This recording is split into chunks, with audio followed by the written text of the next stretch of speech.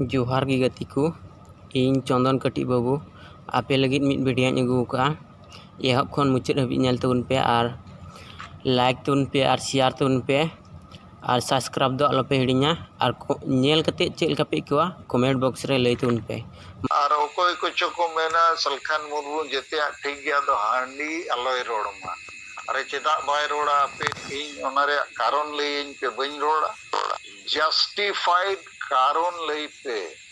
logical कारण इनखान चेदा इन रोड़ा